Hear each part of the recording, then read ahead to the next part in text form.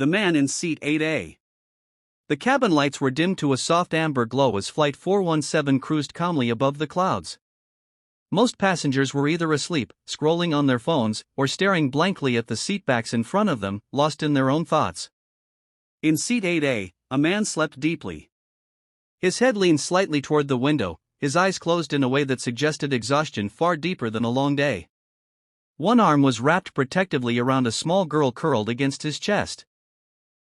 Her tiny fingers clutched the sleeve of his worn gray hoodie, as if letting go even in sleep was not an option. Her name was Lily. She was 7 years old. And the man holding her was her entire world. To anyone walking past, he looked ordinary. Maybe even forgettable. Mid-30s. Short dark hair beginning to gray at the temples. Stubble that suggested he hadn't shaved in a day or two. His clothes were simple jeans, sneakers, no watch, no jewelry. The kind of man people passed every day without a second glance.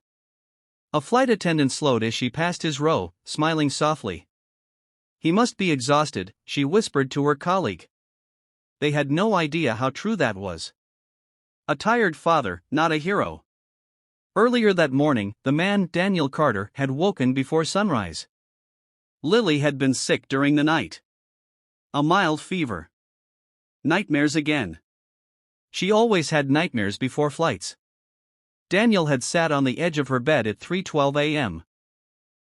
Holding her hand while she cried quietly, whispering reassurance he wasn't entirely sure he believed himself. "I'm here," he had said again and again. "Daddy's right here." He always said it like a promise. They were flying to visit Lily's grandmother, Daniel's mother, who lived 3 states away. It had been over a year since Lily had seen her. Money was tight, but Daniel had scraped together enough for the tickets. Because some things mattered more than comfort. At the airport, Lily had fallen asleep against his shoulder while waiting to board. Daniel hadn't moved, even when his arm went numb. He never did when she slept like that. Once aboard, she curled into him again, instinctively finding the safest place she knew. Seat 8A. The woman who judged too quickly. Across the aisle in seat 8C, a sharply dressed woman watched them with mild irritation. She looked at Lily's shoes pressed against Daniel's leg. The frayed backpack at their feet. The man's tired posture. She sighed quietly and turned back to her phone. "Some people really shouldn't fly when they can't afford it," she muttered under her breath. Daniel didn't hear her. If he had, he wouldn't have responded anyway. He was dreaming. A dream he couldn't escape. In his sleep, Daniel wasn't on an airplane. He was back in a cockpit. Warning lights flashed red. Alarms screamed. Smoke filled the air. His hands moved automatically, training burned into muscle memory. His breathing slowed even as chaos surrounded him. Then the face that haunted him appeared again. Emily. His wife. Standing at the edge of the runway, smiling the way she always did before deployment. "Come back to us," she said softly. Then the explosion. Daniel's body jerked slightly in his seat. Lily stirred, her forehead creasing. "Daddy," she murmured. Daniel's eyes fluttered open instantly. His arm tightened around her. "I'm here," he whispered. "Go back to sleep, baby." She relaxed again almost immediately. He pressed his lips gently against her hair and stared out the window, his reflection faint against the glass. He hadn't flown a fighter jet in 6 years. But his body never forgot. 30,000 feet above calm. The captain's voice crackled over the intercom. "Ladies and gentlemen, this is your captain speaking. We're currently cruising at 35,000 feet. Weather ahead is clear, and we expect a smooth flight. Routine. Reassuring." Daniel closed his eyes again, letting Lily's steady breathing ground him. For a brief moment, everything was peaceful. Then, without warning, the plane shuddered. Not violently. Just enough to wake people. A low vibration rippled through the cabin. Passengers glanced at one another. Nervous smiles. Someone laughed awkwardly. Turbulence, a man said. But Daniel's eyes snapped open. His hand stilled. His body went rigid. Because this wasn't turbulence. He knew the difference. Something was wrong. The shudder came again, stronger this time. A metallic sound echoed faintly through the fuselage, like something being pushed beyond its limits. The seatbelt sign illuminated with a sharp ding. Lily woke fully now, lifting her head. "What was that?" she asked, her voice small. Daniel forced a calm smile. "Just the plane saying hello to the clouds," he said lightly. But his eyes were scanning. Listening. Feeling. The engines didn't sound right. Not failing, but struggling. A few rows ahead, a man gripped his armrests. A woman crossed herself. The flight attendants exchanged quick glances. Then the intercom clicked again. This time, the captain's voice was different. Tighter. Controlled, but strained. "Ladies and gentlemen, please remain seated with your seatbelts fastened." A pause. Daniel's jaw tightened. Then came the words that would change everything. The question that froze the cabin. "We are experiencing an unexpected situation in the cockpit," the captain continued. "We are managing it, but as a precaution." Another pause. The entire cabin felt suddenly silent. "We need to ask.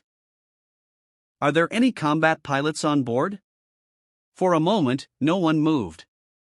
No one breathed. People looked around in disbelief. Combat pilots? On a commercial flight? The woman in 8C scoffed quietly. "This is ridiculous," she whispered. "Like someone's going to stand up and say yes."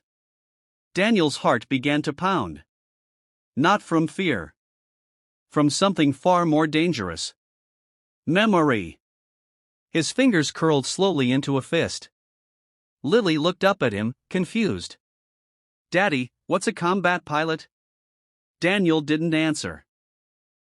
He was staring straight ahead, eyes unfocused, as if seeing something far beyond the cabin walls.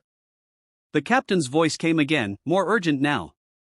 "If there is anyone with military aviation experience, please identify yourself to a flight attendant immediately." A man stood up near the back. "I play flight simulators," he said nervously. No one laughed. The flight attendant gently motioned him back into his seat. The seconds stretched. Fear began to spread like a cold. And still, Seat 8A remained occupied by a single dad holding his daughter. Asleep no more. The choice he never wanted to make. Daniel looked down at Lily. Her eyes were wide now. She could feel the tension. "Are we in trouble?" she asked quietly. He swallowed. He had promised her something once. After her mother died. After the folded flag. After the last military funeral he ever attended. "I promise," he had told her, holding her tiny hands in his. "I will never leave you." Standing up now meant breaking the life he had built to keep that promise. But sitting still, that could cost everyone their lives. The captain's voice came again, this time barely masking urgency. "Please. If there is anyone." Daniel closed his eyes. Emily's voice echoed in his mind. "Some people are born to run toward danger so others can run away." He exhaled slowly. Then he did something no one expected. He gently shifted Lily upright. "Kneel on the seat for me, sweetheart," he said softly. "Why?"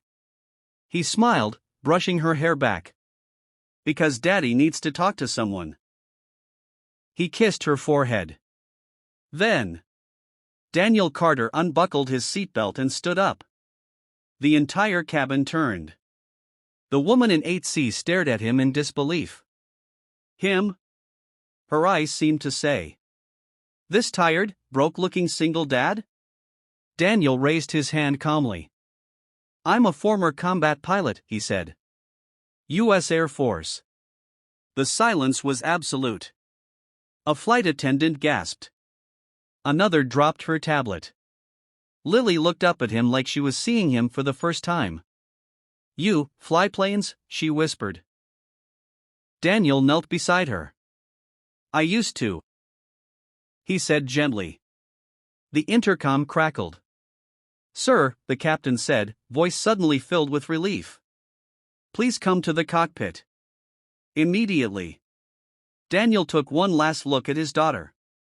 Fear flickered across her face. He cupped her cheeks. "I'll be right back," he said firmly. "I promise." She nodded, trying to be brave. As Daniel walked toward the cockpit, passengers stared in stunned silence. The woman in 8C couldn't look away. Her face had gone pale. Because something in Daniel's posture, the calm, the control, the quiet authority, made one thing terrifyingly clear. The man in seat 8A wasn't just a tired single dad. He was a hero who had been trying very hard to stop being one.